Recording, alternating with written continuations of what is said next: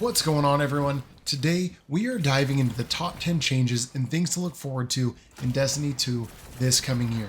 Because 2025 is looking like it's going to be a fantastic year for many reasons. And with it on the horizon, I figured why not do a full video going over some of the exciting things coming our way. From Metroidvania style storytelling to a Pantheon-like event in 2025, it's going to be packed with much needed changes. Some stuff is extremely exciting. Personally, I can't wait for armor that actually matters, so be sure to stick around for a bit to hear more about Armor 3.0. First up, we have episode Heresy, which has got to be the most anticipated episode since it was announced. This is going to be launching on February 4th with its dungeon, yes, dungeon, launching the same week on February 7th. This episode is going to be focused around the Hive Pantheon, and at the same time, there is a new Eldritch Force coming to light. This episode is going to be closing the door on the Light and Darkness saga that we've been a part of for the past decade. And we're going back to the Dreadnought with a new purpose. There's going to be two new sets of armor that come with this. One based on Eris Morn, the other is going to be based around the Hive Navigator, essentially those that control the Dreadnought. And along with going back to the Dreadnought, there's going to be new activity on there that is going to be on par with the Coil. But what I'm most excited about is the potential of closing the door, getting on a Hive Navigator ship, and going somewhere else. Next, we have an event codenamed Firecracker. It's going to be centered around the Drifter, which has some exciting rewards with it. Not much is known exactly about this event, but it's going to be featuring weapons such as Cloudstrike, the exotic sniper that so many of us hate, but also love, as well as the chance to get your hands on an Adept Igneous Hammer. That's right, Igneous Hammer's Adept version will be returning for this event, and just like the Cloudstrike, it will be redeemable for bento tokens. Alongside weapons, there's going to be armor to snag, upgrade materials, and weapon mementos.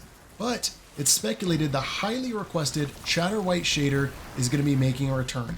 It's an all-white shader from back in D1. Makes sense that they bring it back, especially since Super Black came back into the game. No more missing out on Honors of the Nine, we'll have Shatter White. There's also going to be an exotic mission called Kel's Fall that is going to reward a craftable void shotgun called Slayer's Fang. Fun thing about this exotic is it's going to grant True Sight on final blows. I don't know how viable it's going to be in in-game content, but it does look like it's going to be a ton of fun. Now that we got episode Heresy out of the way, let's talk about Codenamed Apollo. This is going to introduce a non-linear, character-driven adventure where we're going to have the freedom to explore the story threads in any order that we want. About time, Bungie. But get this, as you unlock new parts of the story, it's basically going to make every Guardian's experience feel more unique. It's all about player agency and giving us more control over the unfolding new saga we're joining. If you ever wanted to shape your own destiny, then this is the expansion that you've been waiting for. Personally, I'm really excited for this new direction. What do you guys think? Drop a comment below and let me know. But it wouldn't be Destiny without just new content, right? We're also getting a major overhaul to improve the experience, so Bungie is basically simplifying the UI in the director. It's going to make it easier to find activities. Basically, you'll be able to jump straight into the action without digging through lots of menus. Part of not having to dig through all those menus is going to be the portal. We all know Destiny has an incredibly vast world with tons of maps and destinations, and it can feel a little bit overwhelming to find exactly what to do or what you should be doing. So that's where the portal's coming in.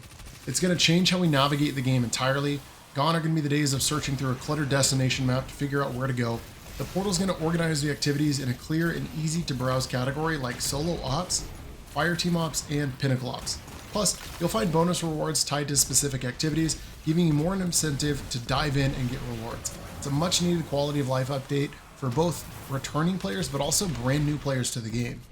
What would rewards be without a little bit of a challenge? So, challenge customization should do just that. You're going to be able to modify the difficulty of any activity, adding new enemy banes, which we've already had a little bit of experience with so far. And what I love about the banes is they're a lot more random and they don't just spawn at the same place or time every time you're doing an activity. It just adds a little bit more replayability in my personal opinion. And I'm excited about the nuclear banes and what they are going to do to the Grandmaster experience. There's also going to be new combat challenges, and Bungie's going to be reducing build crafting necessary modifiers and replacing them with more combat modifiers. Not sure how this is going to work out. We'll have to see how it plays out, but it is a good change that I'm looking forward to. This means you can actually personalize the difficulty to make activities harder or more strategic for yourself and your fire team. Basically, it's going to feel like every time you play, you're going to be able to conquer something different or unique. What would challenging activities be without the loot to go along with it? So the reward rating system will track both your personal performance and your team's performance and the difficulty levels of the activities that you're completing, essentially combining your team's rating with your individual performance to determine the types of loot that you're going to get. So if you want higher tier rewards, push the difficulty higher, add more modifiers, and make sure you do well. Essentially, the more challenges you take on, the better rewards you're going to get. It's all about making the grind feel even more rewarding. And speaking of rewards, what are these rewards that we're going to be getting? I'm glad you asked. Bungie's adding a tier to legendary weapons. Similar to how adept weapons are an upgrade to the baseline of their legendary counterpart, the cool thing about the tiered weapons is not only will you be able to enhance the third and the fourth column perks like you can now, but you're also going to be able to enhance the barrel and the mag perks as well, giving it just better stats than we had before. And a rework to armor. So Bungie's giving us more opportunities to play how we want, which also will help further our build crafting.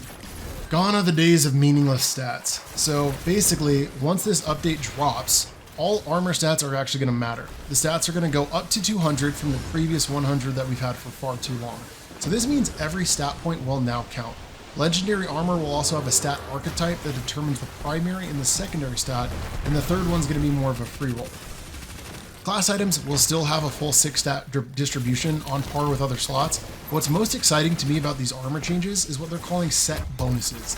These essentially are origin traits for armor. Set bonuses are granted when you have on 2 or 4 pieces of an armor set. This is going to allow you to fully build into one set of armor, or you can build into 2 separate sets at the same exact time. For example, if you want to build fully into a Tex Mechanica theme, you can. Or if you want to build into Tex Mechanica and non-stop aggression, you can do this at the same time, as long as you have 2 armor pieces from each set. If you do both of those, you're going to get increased movement speed and handling when shooting from the hip, and final blows with a reloaded weapon is going to heal you. That is not a bad set bonus. Basically, build crafting theory, I'm excited for it. There's going to be some wild stuff to come out of this. And all this is tough. Obviously, the solo players, you know, you've got your solo ops, which is really good. And if you're wanting to do more of those challenges or more team-focused activities, we don't have anyone to play with, then look no further than our community Discord below. We have over 100 fellow Guardians looking to run all types of content, so I'm sure you're going to find a fire team. But I also stream over on Twitch, where I grab viewers to play with whatever type of content they want, from PvP to raids, any type of in-game stuff you can think of.